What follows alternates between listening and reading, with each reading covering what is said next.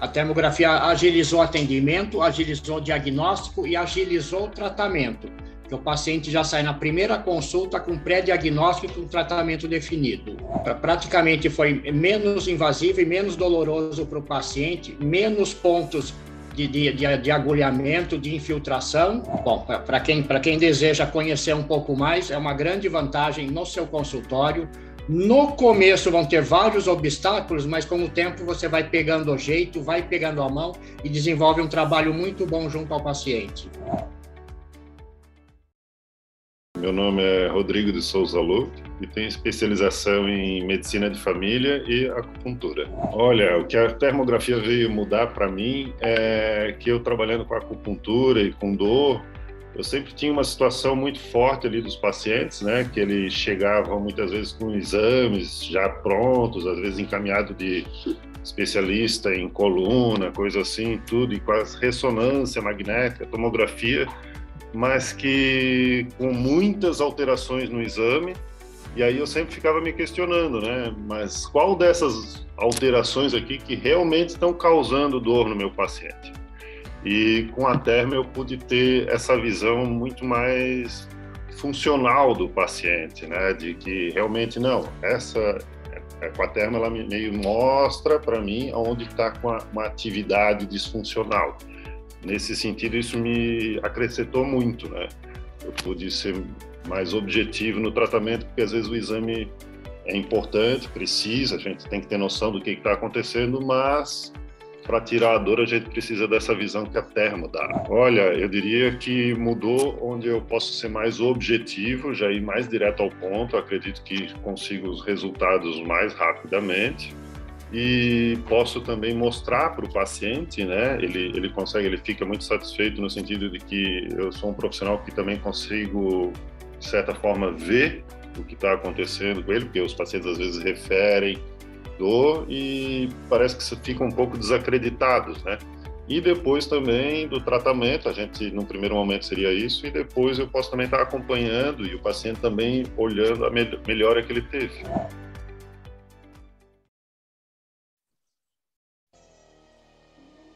Olá, vamos começar o nosso... Tem 3 fases que o médico deve abordar: reconhecimento, monitoramento e ataque.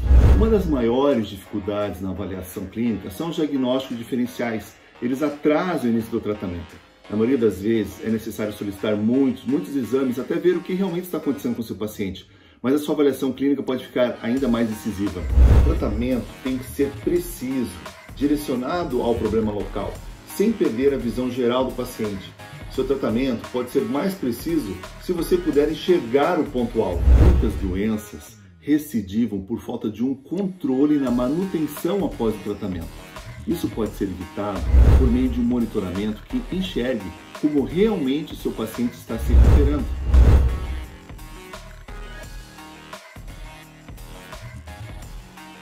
Saiba mais aqui.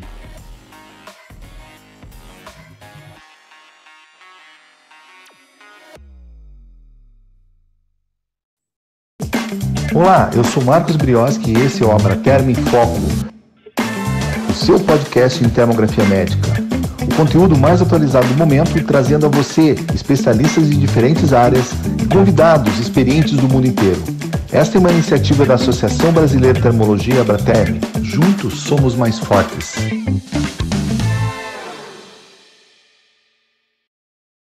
Agora sim.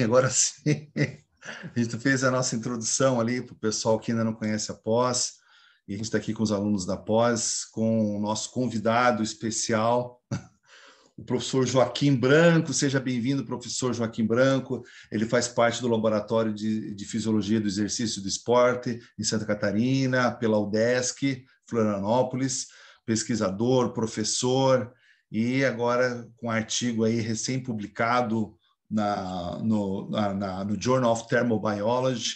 É um artigo que a gente estava aguardando um tempo aí que saísse alguma coisa de revisão atualizada, e ele fez essa revisão que chamou muita atenção para nós, porque recorrentemente a gente tem essa pergunta na área da reumato, né? Puxa, qual que é a aplicabilidade da termografia infravermelha nas doenças reumatológicas? Tem trabalhos, tem estudos? Então, seja bem-vindo, professor Joaquim Henrique. e para fazer uma geral aí do seu artigo, a gente comentar alguma coisa, ver como é que foi esse trabalho árduo que vocês publicaram aí com êxito. Já desde o início, meu obrigado pela sua participação e parabéns aí pelo trabalho que você vai trazer para nós, que eu já tive a oportunidade de dar uma lida nele.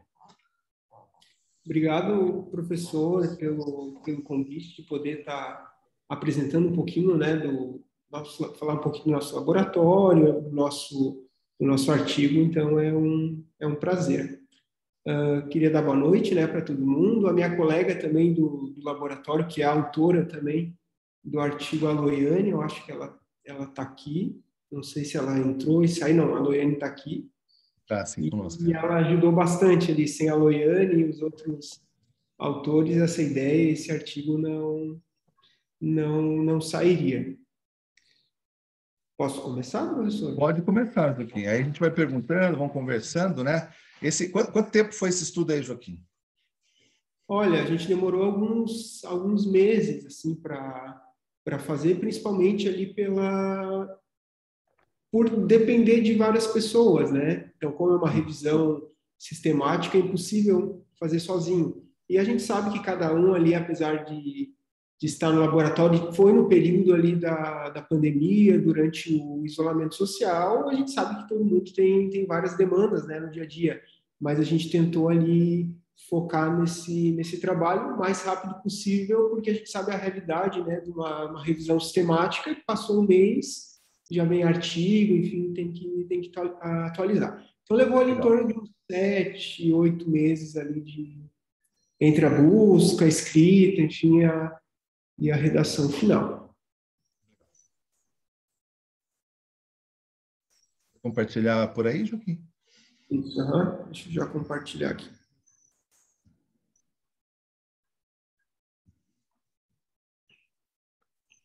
Está aparecendo para todo mundo? Sim, já está aqui certinho. Tá. Antes de falar explicar um pouquinho ali sobre o nosso artigo, a ideia de fazer esse artigo, essa revisão sistemática, principalmente com as doenças reumáticas, eu faço parte, eu como a Loiane, a gente faz parte do Laboratório de Psicologia do Esporte e do Exercício, AP, lá aqui da UDESC, Universidade do Estado de Santa Catarina, e a gente tem uma linha de pesquisa ali no laboratório, uma linha de pesquisa antiga, que é com doenças reumáticas, né? Então, como é um programa de pós-graduação mais voltado para a educação física, eu e a Loiane, a gente é fisioterapeuta, eu faço doutorado e a Loiane é aluna de mestrado. Uma das linhas é essa intervenção com indivíduos com doença reumática, principalmente a parte do exercício resistido, já teve yoga, vários outros tipos de tratamento voltado para esses indivíduos.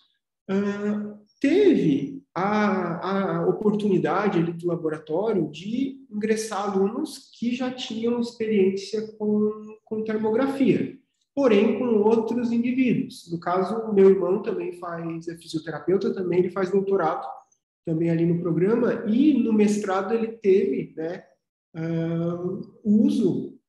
teve contato direto com a termografia, porém, ele avaliou pacientes com doenças vasculares. No caso, geralmente, pacientes com diabetes.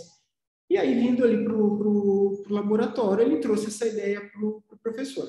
Ali na UDESC, a gente já tinha uma câmera termográfica, agora chegaram mais 2 ou 3 no meio de licitações ali, então a gente tem bastante equipamento agora para trabalhar. E o nosso professor decidiu, então, incluir essa linha de pesquisa ali no laboratório, e para começar ali a desvendar, a gente resolveu fazer, então, essa revisão sistemática focada inicialmente nas doenças reumáticas. Mas, como a gente tem algumas outras linhas também, mais voltada para o esporte, para atletas, no futuro também a gente pensa ali em fazer alguma coisa focada nos atletas. Legal. Só lembrando, a gente já teve uma apresentação da professora Soraya Cristina Tonon da Luz, que é da UDESC, que é de vocês, lá na USP conosco. Ela, na época, apresentou um trabalho sobre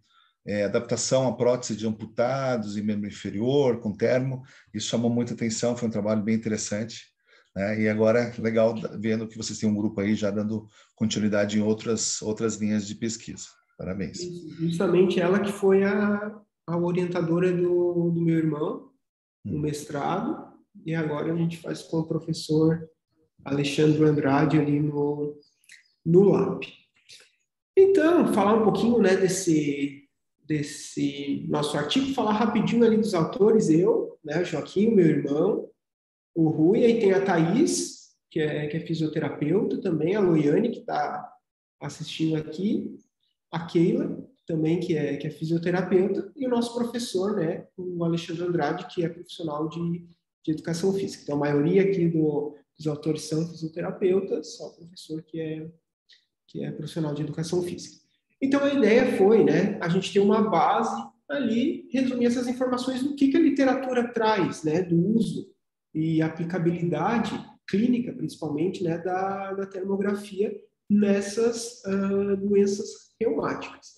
Inicialmente, a gente achou, né, antes de fazer a busca ali, que teria uma gama maior de doenças reumáticas, mas depois eu vou mostrar que a gente se surpreendeu, a gente não achou essa gama que a gente esperava, principalmente com indivíduos com fibromialgia, que é também o nosso foco de estudo ali do laboratório.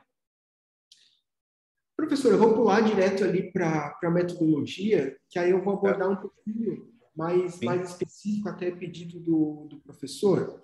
Eu não sei aqui, provavelmente, vocês já escreveram, já leram muita revisão sistemática, e justamente, né, pelo nome, ela requer, né, que tenha realmente essa sistematização para sair um trabalho de boa qualidade.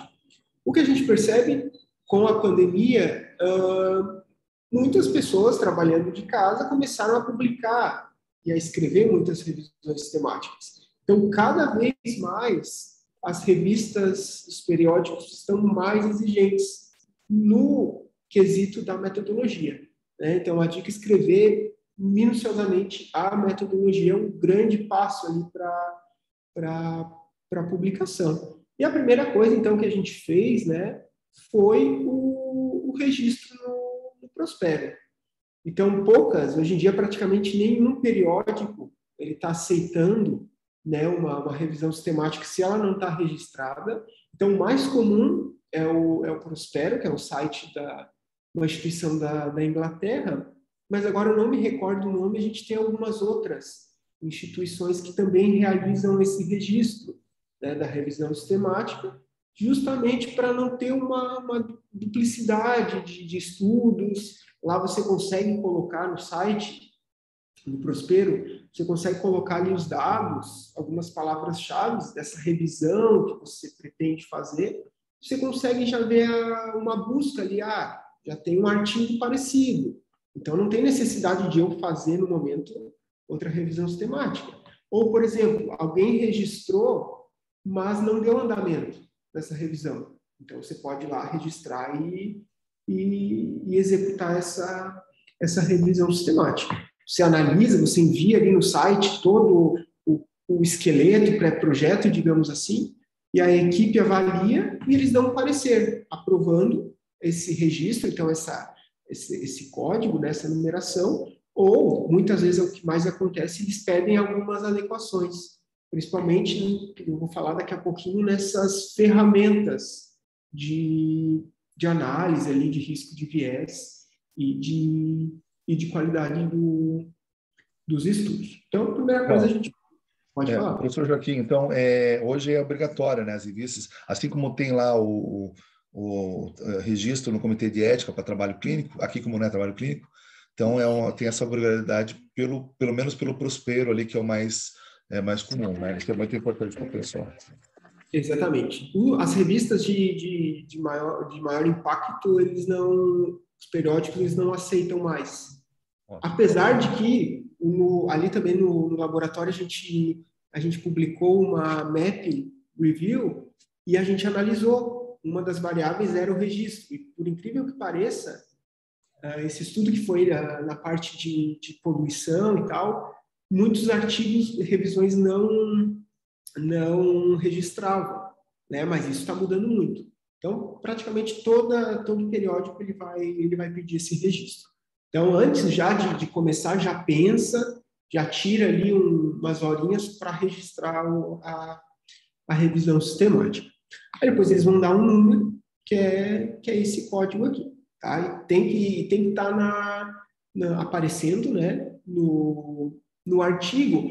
E a gente seguiu também, aqui a maioria já conhece, o Prisma, tá? Que é um documento que ele traz um guia, né, para você seguir ali tua revisão sistemática e melhorar, né, a qualidade dessa revisão. Esse Prisma S é o novo, é o atualizado. Então, é outra dica também que eu dou. Agora, as revistas estão pedindo um novo Prisma. Não, mudou algumas coisas, mas mudaram para melhor do que o antigo. Agora, eu não me recordo qual foi a data da última atualização do Prisma. Tá? Então, o checklist do Prisma, ele traz, né, todas as informações para a gente melhorar a qualidade. E um desses pontos é o quê? A inserção desse número de registro aqui no resumo.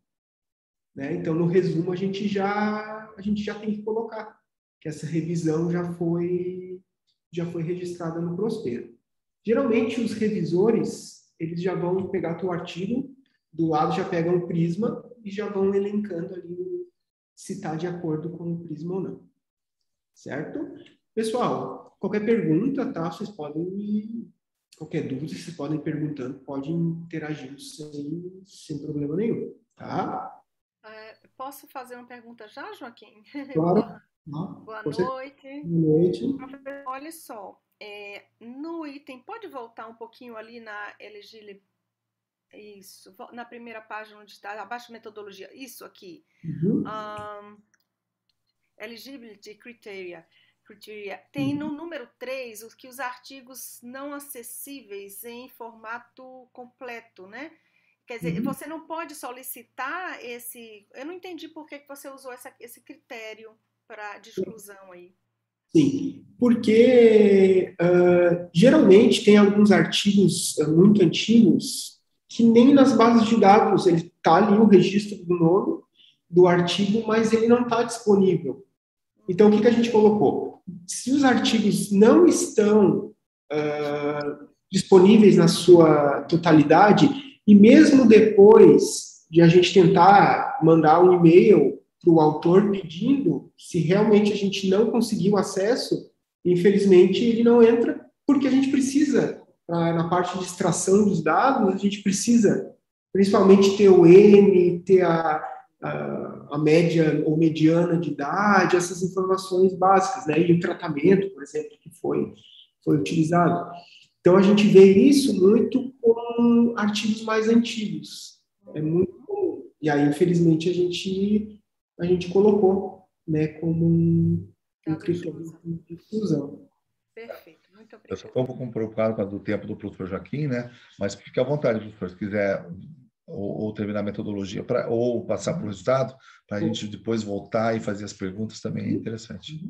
Eu só vou falar aqui, professor, no critério de inclusão, que a gente, depois de consenso ali, a gente resolveu o quê? Incluir somente ensaios clínicos randomizados, né? Que a gente sabe que são artigos que estão no topo, praticamente, da evidência, né? Da pirâmide de evidência. Então, um dos fatores de não ter tantos estudos incluídos é que a gente preferiu, né, para até melhorar a qualidade do estudo, inserir somente ensaios clínicos randomizados, certo? E aqui, pessoal, falando rapidamente, né, básico aqui da literatura, a gente usou, né, as principais bases de dados ali que poderiam trazer informações relevantes. Né? Então, como não é uma regra, mas é uma recomendação, geralmente utilizar o quê? A PubMed, a Embase e a Science Direct e Web of Science. Tá? A gente resolveu trazer por exemplo, artigos do Cielo para tentar pegar algo mais regional, né? Principalmente Brasil e América Latina, visto que essas outras bases de dados geralmente são artigos mais estadunidenses ali e da Europa. Tá? E a gente definiu, então, com base na literatura, as palavras-chave, né, para busca. Aqui, então, a parte que a gente realmente precisa de cooperação, né, que não é um trabalho individual. Se vocês verem ali alguma revisão sistemática que só tem um autor, então desconfiem, porque ele fez uma mágica, ele se duplicou, porque realmente não tem como você ter uma revisão sistemática com um autor, tá? Então, eu e mais a outra autora, né, de forma independente, a gente o quê? A gente selecionou, né, os potenciais artigos incluídos nessa revisão com base ali nos critérios de elegibilidade.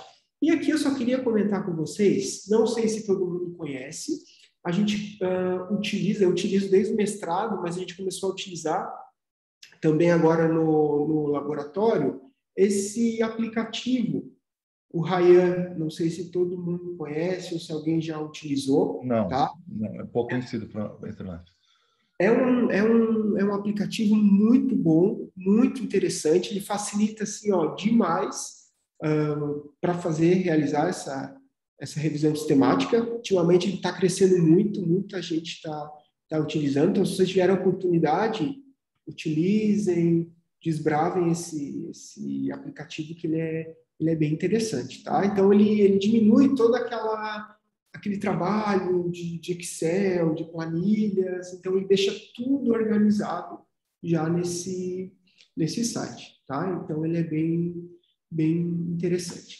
Aqui na extração, depois eu vou mostrar ali na tabela os principais, resumir, né, os principais dados que a gente encontrou, e eu quero, né, dar um enfoque aqui na análise do risco de viés, tá? Segundo o Prisma, né, eles recomendam fortemente que seja utilizada alguma ferramenta para avaliar ou a qualidade dos estudos ou o risco de viés, tá? O que a gente utilizou foi o da Cochrane, mas tem várias outras ferramentas que podem ser utilizadas. Isso vai depender também do tipo de estudo que está incluído, né? Então, se tu quer fazer uma mapping review ou uma umbrella review, você vai utilizar ferramentas que analisem revisões sistemáticas. Nesse caso, a gente utilizou essa ferramenta porque ela avalia, né, ensaios clínicos randomizados. Aqui é a mesma coisa, tá? 2 avaliadores, de forma independente, eles precisam avaliar todos os artigos, aí depois eles conversam entre si para ver se teve alguma divergência. Se teve alguma divergência, eles conversam entre si para tentar resolver isso. Se ainda ficou uma divergência, um terceiro autor aí vai ler e vai decidir, né, sobre a qualidade e o risco de viés daquele estudo. Certo?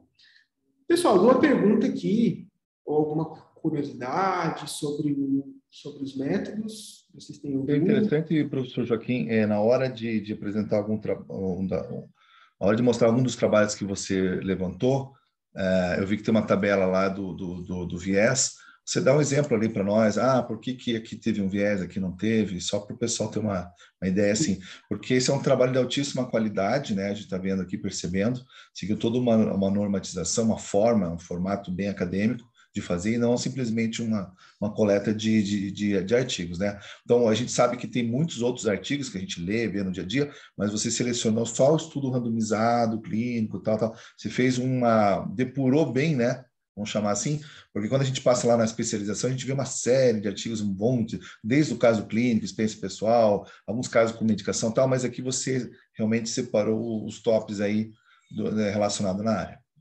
Isso, exatamente, professor. A gente preferiu deixar, né, uma qualidade melhor e trazer poucos, né, artigos.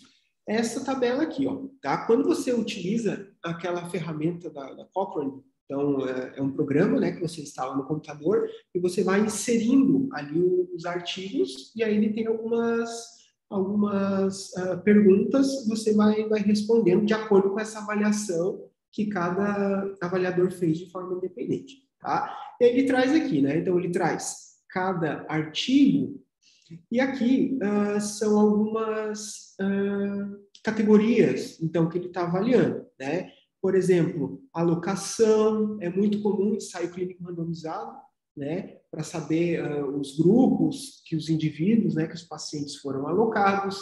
Aqui é outro fator que pega bastante, que é o cegamento, né? Então, quanto melhor esse cegamento, né, tanto dos avaliadores quanto dos pacientes, menor esse risco de viés, né? Também aqui o cegamento da avaliação, né, desfechos ou datas, né, que estão incompletas.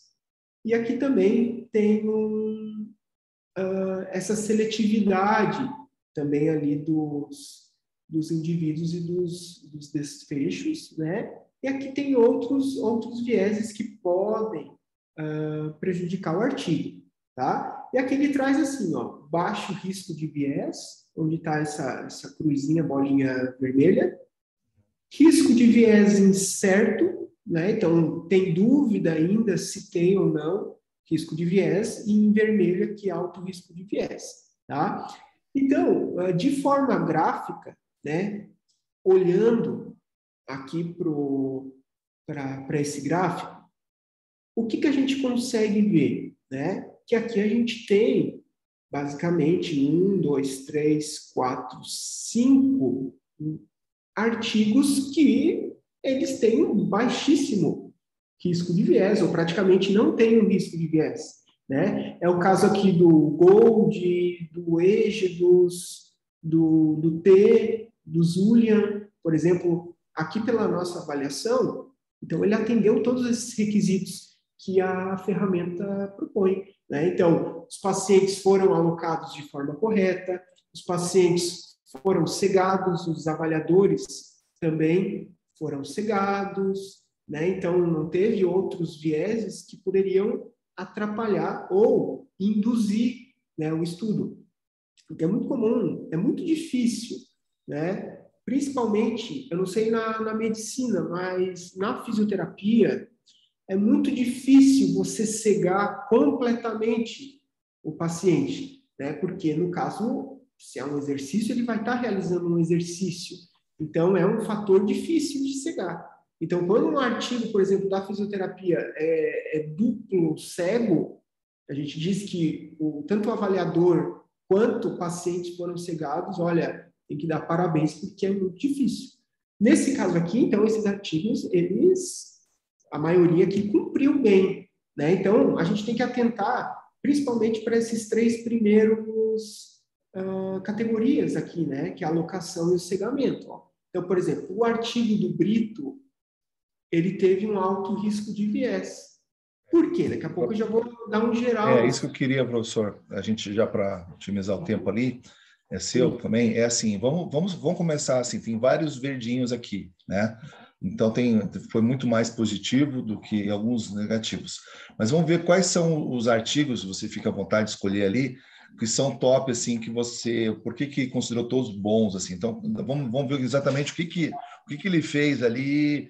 Vamos puxar esses positivos, depois a gente vai para o extremo para ver aqueles que falharam alguma coisa, para ver onde que foi a falhazinha deles. O que você acha?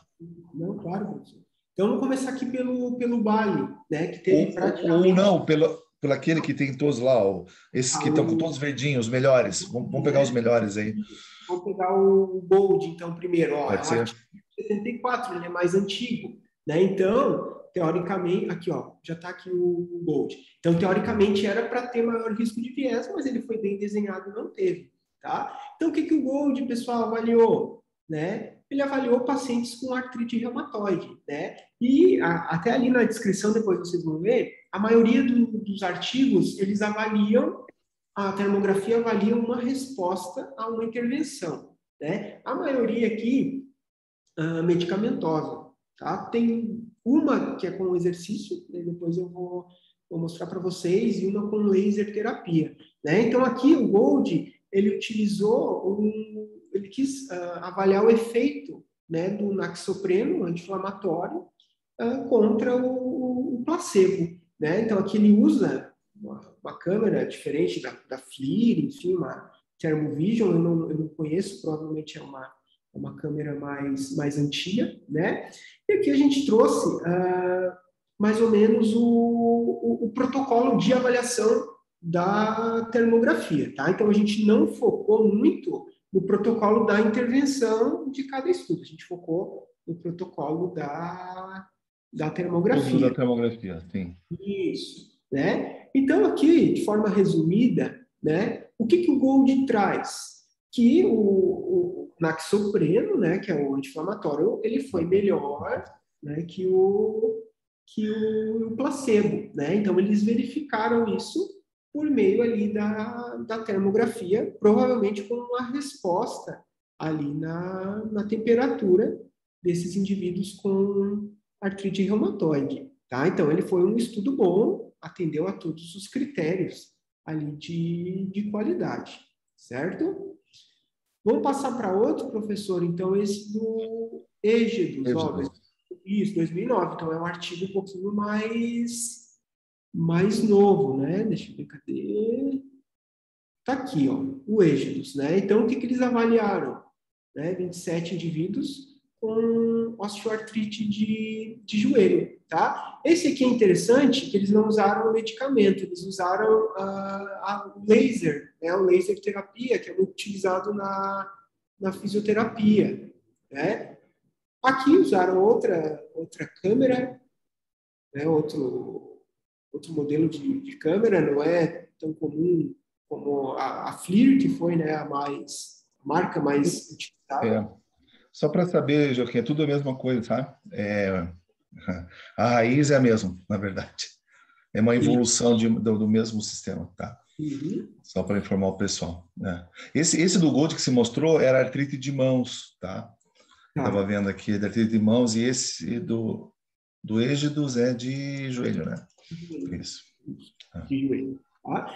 Aqui, ó, pessoal, quando a gente fala do protocolo de avaliação, praticamente todos os estudos, eles usaram as mesmas variáveis. Ali, temperatura, o tempo de aclimatação, umidade, enfim, as orientações ali para o paciente. Então, isso não divergiu muito, tá? Tem um estudo aqui que, infelizmente, não trouxe essas informações, né, do protocolo de avaliação, tá? Então, aqui o que eles viram?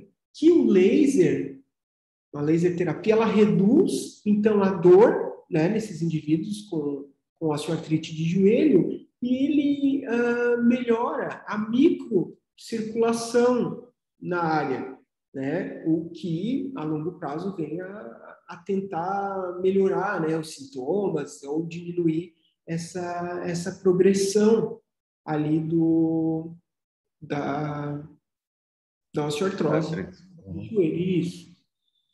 Então, foi uma intervenção bacana ali, não utilizando o medicamento, utilizando o laser terapia, tá? E aqui, vamos ver se tem mais uma que mostra, é esse aqui, ó, o T, de 1995. Vamos ver, cadê ele? Não, mas só para reforçar o pessoal, aquele Gold era de artrite reumatoide de mãos. Não, mas isso que eu acho interessante, ele mostra lá o uso, né, dentro do tratamento da naproxeno. Esse do Êgidos é osteoartrite, artrose de joelho, aí tratamento com laser, né, mas é mostrando assim como dá para fazer um trabalho muito claro, não para discutir, porque a maioria dos casos já tem o diagnóstico, eles não são estudos de diagnóstico, né? A gente o diagnóstico é clínico, radiológico e tal, mas eles usam a termografia de forma a documentar essa doença. Porque se eles não conseguirem documentar, não tem como dizer se o resultado é bom ou ruim do laser ou da medicação. Então, eles mostram na imagem, é isso que a gente chama atenção aqui no trabalho, que o professor Joaquim levantou, são trabalhos de qualidade. Então, se a termo não pudesse mostrar artrite reumatoide das mãos ou uma artrose dos joelhos, não daria nem para usar um trabalho desse para comprovar um efeito de uma medicação. E então, às vezes, a gente não encontra o nome termografia no título do trabalho. Esses dois, o do Êgidos, por exemplo, não tem o nome. Então, a gente tem que pesquisar, às vezes está no resumo, às vezes não está no resumo também. Então, o pessoal vai ver que tem muita literatura sobre termografia, mas não está lá no método, né? Não exatamente no título, bonitinho, como a gente esperaria mais fácil. Então, tem que realmente pesquisar, né? Tem que cavocar ali até achar esses trabalhos de qualidade. Isso é importante aí nessa hora de extração dos dados, o avaliador saber, né? Pegar bem essas informações. Esse outro estudo, então, teve um risco de viés bem baixo, né? Estudo do T. O que eles avaliaram, né? 21 indivíduos com fenômeno de Renault, né? Então, aqui já não é artrite, artrose, é fenômeno de Renault, tá? E eles usaram esse medicamento. Agora, eu tinha traduzido, agora eu não lembro qual era o nome dele. Tá? É um nitrato, é um vasodilatador periférico, uma forma transdérmica que eles estavam testando. Né? E aí, né, o que eles viram, né, pessoal? Que o uso, né, desse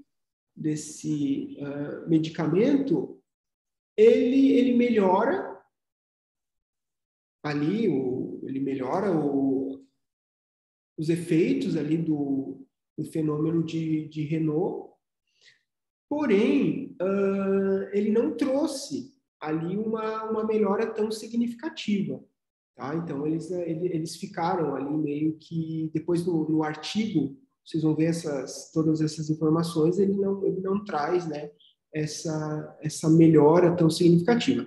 Eu não sei se o professor já sabe se eles continuam usando esse... Não, é que isso aí, para nós, assim, o nosso foco é mais em cima do, que nem eu te falei, né? Então, é uma situação de Renault. Dá para usar termografia no Renault? Sim, tem critérios, tem como fazer avaliação, e você vai encontrar estudos de qualidade como esse, mostrando que seja um tratamento bom ou ruim, isso não interessa, ali no caso não foi tão bom assim, mas mostrando que aquele tratamento tem a sua limitação, mas baseado numa informação termográfica também, quanto à resposta. Isso que eu acho que a gente se interessa mais, porque existem outras maneiras de tratar, estudar e tal, mas a gente saber que é um meio de monitoração de resultado confiável, né? Como foi usado ali. É claro que tem toda a técnica, a maneira de fazer e tal, né? Isso que você levantou ali, né? Na relação do tipo de estudo. Não foi o foco da nossa revisão estudar realmente o método da intervenção, e sim, né, o uso dessa termografia. E o último, pessoal, é desse Zulian, né? O do Zulian de 2011. Deixa eu ver, cadê ele aqui? Vamos deixar aqui, ó. O Zulian, pessoal, eles avaliaram 70 indivíduos com escleroderma juvenil localizado, né? Também é uma doença reumática. E a intervenção, né? Então, eles também utilizaram um medicamento, né? Eu até coloquei aqui É o metrexato. Isso. Vocês sabem bem melhor do que eu. Cadê ele aqui? O Zulian, né?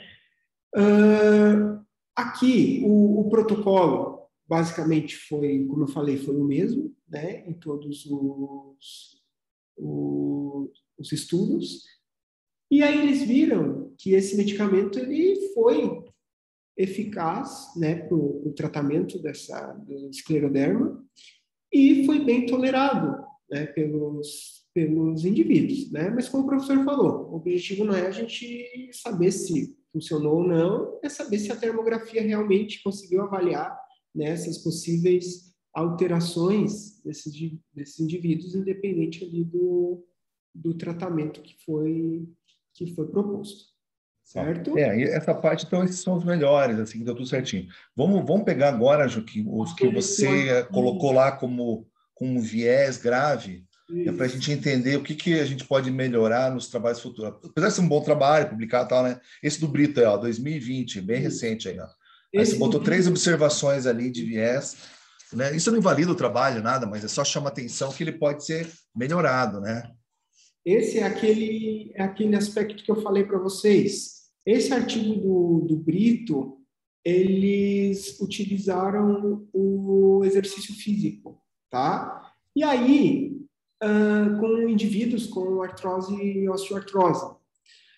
Só que esse que é o problema, né? Quando você realiza um exercício físico, vai fazer uma intervenção de exercício físico, é muito complicado você conseguir cegar completamente tanto o avaliador quanto o paciente.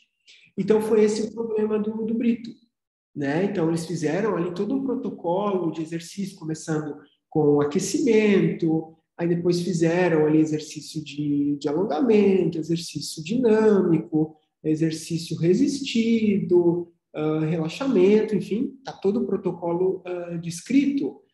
E aí eles fizeram, então, essa avaliação ali da termografia antes e após esse protocolo de exercícios, né?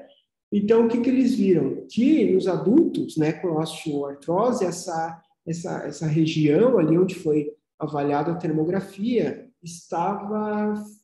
ficou maior, a temperatura mais elevada antes, né, e tanto depois, antes e depois ali do exercício, né? Então, é uma maneira também de avaliar o que? A resposta.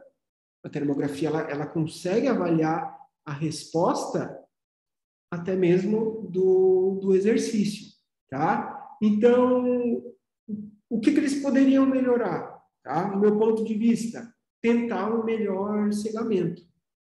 Só que é muito complicado. Lá no nosso laboratório a gente tem esse problema, né? A gente cega o avaliador, só que a gente tenta cegar os indivíduos, mas as nossas pacientes, elas comentam com a outra: ah, porque eu fiz aquele exercício de perna. E a outra: não, mas eu fiz o de braço. Então, elas começam a conversar, e isso o avaliador, ele acaba escutando. Então, é um ponto que é difícil de cegar, tá? Mas, como o professor falou, não é para desmerecer, porque, infelizmente, quando se trata de exercício físico, é mais complicado de cegar o paciente. No hospital, também, estudos, no hospital é um pouco mais difícil também de cegar esses pacientes. E o caso da alocação, o que seria ali nesse caso, Brito, do professor Joaquim? Da alocação que não foi adequado. São os indivíduos que vão para o grupo controle e os indivíduos que vão para o grupo intervenção. Aí o que ocorre às vezes é que esses indivíduos já fazem parte de um programa de extensão, de um programa de exercício, e aí fica complicado você alocar, ou você não realizar, né, um tratamento, ou alocar de forma correta, sortear. Geralmente não é sorteado. Então, a gente sabe os pacientes que vão para o grupo intervenção, geralmente os pacientes doentes, né? E a gente já sabe os pacientes que vão para o grupo controle, geralmente saudáveis. Então, o ideal era randomizar, sortear ali de forma cegada quem ia para qual grupo. Mas aí no exercício tem esse viés. Só para explicar para o pessoal também... ali... Oi, professora. Só ia complementar que também acaba levando alto risco de viés quando o artigo ele não explica como ele fez a randomização e se ele não usa envelopes cegados, por exemplo, envelopes opacos para entregar a randomização para esses pacientes, né? Então, isso ele levou alto risco de viés por esse motivo, né? Porque ele não explica como a randomização foi feita ali. Só para deixar... E é interessante, assim, o que a gente traz para a termografia em si, né, independente do trabalho. Eu vejo o seguinte, que se a gente não já começa errado, assim, não é que começa errado, começa com não tem essa clareza, como você explicou, né? Então, se o resultado deu positivo ou deu negativo, o método também fica em dúvida. Mas será que a termo ali faria uma diferença ou não? Se já começou sem a randomização de forma correta, então já meio que compromete o uso da termo naquela situação. né? Então, um trabalho mais simples lá de osteoartrite de joelho, como já foi mostrado lá, mais simples de uma medicação anti-inflamatória, pronto, ele confirma realmente que tem uma validação melhor do uso da termografia, apesar do trabalho ser para outra coisa, o tratamento. E aqui eles queriam fazer um tratamento, mas acaba dando essa confusão, que aí complica tanto para a termo quanto para o resultado final para eles, né? No final das contas. Eu gostaria de fazer uma observação também, professor Joaquim, em relação à primeira parte que você explicou aí, que o fato de uma das pessoas examinadas, né, ela comentar com a outra e que fez assim ou que fez assado, e isso influenciar no resultado, eu discordo um pouco, talvez eu esteja errada, mas nós estamos nos referindo a um exame que ele tanto é qualitativa como quantitativamente comprovado. Então, onde poderia o analisador, já que ele vai fazer medidas específicas nestas imagens, nesses termogramas, como que ele poderia interferir, sabendo que uma fez em braço ou não? Não vai estar ali exatamente aquela medida, independente dele saber ou não? O senhor poderia me explicar, por favor? Sim. Então, nesse caso da termografia, sim, né, a gente tem variáveis que são bem específicas e que está ali na imagem, né? Mas quando a gente, por exemplo, avalia força muscular, avalia dor, aí sim, nesse caso, o avaliador, se ele sabe, por exemplo, que o indivíduo fez um exercício resistido, ele pode interferir no aumento de força. Nesse caso, como tu falou, exatamente, né? Na termografia, a gente tem o resultado é aquele ali, né? Aí teria que ver ali nos métodos desse artigo o que eles pecaram. Como a Loiane falou, será que foi o envelope? Será que foi o método de sorteio que não foi o mais adequado? Ou eles simplesmente não especificaram? Isso é um problema grave, né? Por isso que o método tem que estar bem redondo, né? Então, eu poderia concluir que, do ponto de vista de avaliação de temperatura, ela independe de ser cego ou não, o objeto de estudo. Porque vai dar o que der ali, né? Em termos de método quantitativo, qualitativo, que a gente pode mensurar. Certo. Isso. Agora, se fosse uma mensuração, avaliação de força, que dependesse do sujeito, dependesse do avaliador, porque a termografia, aparentemente, ela não depende do avaliador, né? Uma vez, ainda mais se não for ele que faça as imagens, se for outro que faça a imagem, ele vai só fazer, quantificar lá e dar o resultado. Então, tá bom. Obrigada. Exatamente. Vamos ver esse trabalho aqui do Ziadio, né? Nem sei como é que é esse aqui. Ziadio, acho que é esse, que também teve um viés ali, para a gente entender. O que é importante, assim, é entender os viés para a gente não repetir, né? Melhorar a qualidade. Então, esse aí, né? Eles avaliaram 52 indivíduos, né, com fenômeno de Renault e escleroderma, né? Então, eles fizeram um tratamento com medicamento, né, a losartana e a nifedipina, né? É isso, vasodilatador. É isso mesmo, né? Então, eles também utilizaram, né, basicamente os mesmos parâmetros ali para avaliação da termografia no quesito de climatação, enfim, né? E o que eles viram, né, nesse estudo, que foi esses medicamentos eles foram bem tolerados ali pelos pacientes e eles têm benefícios clínicos, né? Então, de novo, independente do resultado da intervenção ou qual foi a intervenção, nesse caso eles também conseguiram avaliar essas diferenças, né, antes e pré e pós-tratamento com o uso da termografia, né? Então, até como a gente resumiu ali nos resultados, a maioria, pessoal, dos estudos, eles avaliam, né, essa uso de medicamentos, né? Então, como a parte da fisioterapia, do exercício, agora vem mais utilizando a termografia, a gente sabe que a área médica já utiliza há bastante tempo, é evidente aqui na nossa revisão que os estudos estão mostrando isso. Qual foi a falha ali, professor? Qual foi a falha nesse trabalho aqui? Assim que vocês levantaram. Qual? Sabe? Nesses designs aí. Provavelmente foi também ali no... Aqui, ó. É que você falou em escolha ali, o blending, né? O blinding. No... E aí, incompleto outcome, como é que é? O resultado incompleto do desfecho, né? Isso, algum desfecho ali, alguma variável, eles não colocaram os dados corretamente, ou eles não trouxeram, por exemplo, avaliaram algo, só que não trouxeram esses resultados. Né? Então, isso na avaliação também, ele traz ali um baixo, né? Ou um certo risco de viés. Então, essa ferramenta é muito boa, pessoal. Ela é bem sensível e ela realmente avalia bem ali a qualidade dos estudos. Pessoal, mais alguma pergunta aqui sobre a nossa revisão, sobre o método? Ficou alguma dúvida? Querem comentar? Podem ficar. Faz para nós um resuminho, então, ali, professor, dessa discussão, então, a discussão mais ou menos e a conclusão para a gente entender, mas no ponto de vista seu, porque quando a gente lê é uma coisa, né? Às vezes o autor tem um ponto de vista e ele não consegue botar ali para não ficar truncada a conversa, ou não ficar extensa. O que você conclui, assim, professor, depois de ter visto esse trabalho todo, e já emendando a outra pergunta, as perspectivas futuras aí também, a partir desse estudo, né? O que a gente trouxe, o que a gente concluiu, assim, professor?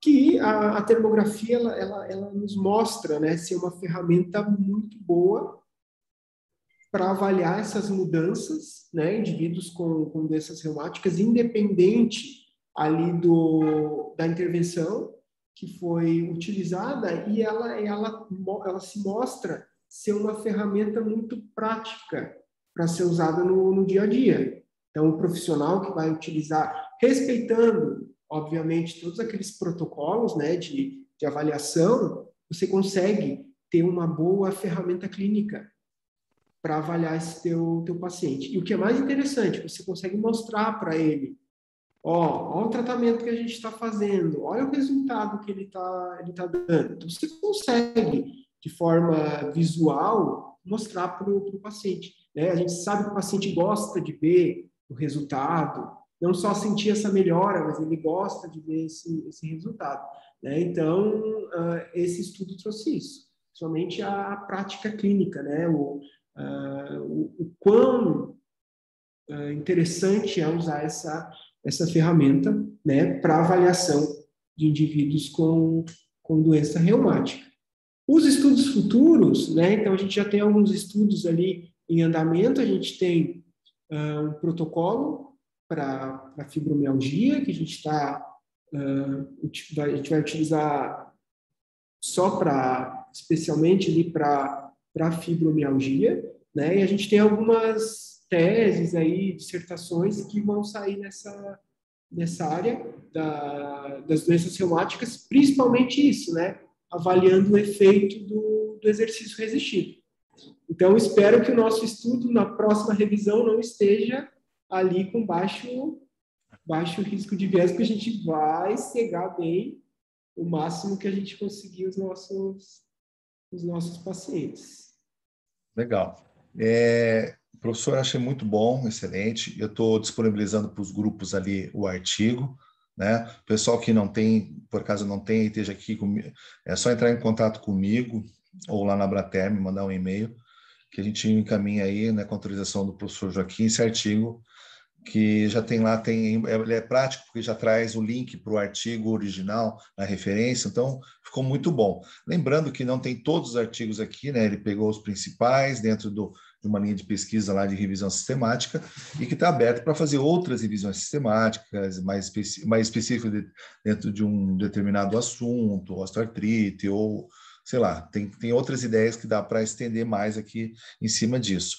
Eu achei muito legal também a forma como foi feita, a seriedade, a linha dinâmica, né? A forma as dicas que você passou, as orientações em relação ao Prospero, eu acho que é muito importante para quem estava pensando em fazer, não esquecer disso. O Prisma S também, eu fui deixando aqui no nosso chat os links todos para o pessoal acessar, dar uma olhadinha lá. E eu também gostei da ideia, da dica do Ryan, do CRQI, também passei ali para o pessoal. Ele é um software pago, professor Joaquim, esse software? Não, tudo é gratuito, né? Então, pessoal, depois dá uma olhadinha lá com calma para acessar, se cadastrar. E queria agradecer mais uma vez a sua participação aqui conosco. Eu sei que você tem um horário mais curto aqui, né? Já vai ter que entrar numa outra aula agora. Queria agradecer ao professor Rui também, Branco, seu irmão. Seja bem-vindo aí, quem sabe futuramente também vocês apresentarem os trabalhos.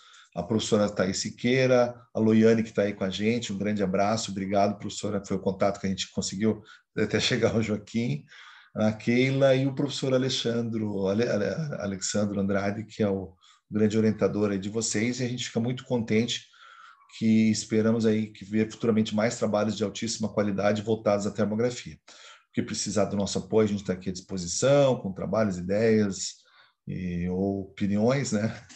Para que a gente possa crescer essa termografia aí e ter mais artigos brasileiros sendo citados na literatura internacional. Mais uma vez, eu agradeço a sua presença. Se quiser deixar uma mensagem para o pessoal, fique à vontade, professor. Eu que agradeço, professor, pela oportunidade, né, de estar mostrando o nosso trabalho, dizer que a gente está aberto para dúvidas. O professor tem meu contato, pode passar para o pessoal, se tiverem dúvidas, se quiserem conhecer mais dos nossos trabalhos ali do laboratório. Também estamos abertos, quem quiserem visitar aqui Florianópolis, a UDESC, a gente está sempre de portas abertas para todo mundo. Agradecer a Loiane, né, que me ajudou muito nesse trabalho. A gente tem vários artigos aí em andamento, pessoal da fisioterapia. Então, mais uma vez, agradecer essa oportunidade. Posso comentar uma coisa, Marcos? Temos um segundo? Temos um minuto. Bom, então, tem aula daqui a pouco. Tá bom. Rapidinho, Joaquim, parabéns pelo seu trabalho, pela seriedade da metodologia. Eu sou também filha da UDESC, eu fiz meu mestrado com o professor Aloísio em termografia, há anos atrás, e sou muito grata à universidade, foi no laboratório de biomecânica, foi ótimo, e é um prazer ver a continuidade da termografia dentro da UDESC. Parabéns pelo trabalho de vocês, foi ótimo. Eu que agradeço, professora. Muito obrigado. Eu quero agradecer aqui, professor, foi muito bom. Trouxe umas ferramentas novas para a gente, realmente eu desconhecia, e de forma muito concisa, mostrou como a gente pode fazer um trabalho bacana, com o mínimo de viés possível. Muito obrigada a você e a Lohane, né? Loiane. Parabéns, muito bom, obrigada. Professor, só para encerrar, se um dia o professor quiser, a gente pode combinar e também fazer uma aula dessa sobre o Ryan. A gente pode fazer alguma coisa prática assim sobre o Ryan, bem tranquilo. Muito bom. Eu agradeço, professor Joaquim. E ficamos aí. Então, só lembrando o pessoal, né, que não fez termografia ainda, que está com a gente aqui, a especialização aí tem para os cursos de extensão até na área da físio, cinésio do movimento. O pessoal da pós que está aqui com a gente, daqui a pouco a gente vai ter aula às 7h30, a gente já volta aqui. A gente vai ter um intervalozinho agora de 30 minutos antes de começar as aulas. E fica aí o nosso convite para todos e agradeço mais uma vez, Joaquim, a gente espera futuramente estar aí com outras aulas e que precisar de aulas nossas também estamos à disposição. Obrigado a todos, até o próximo encontro.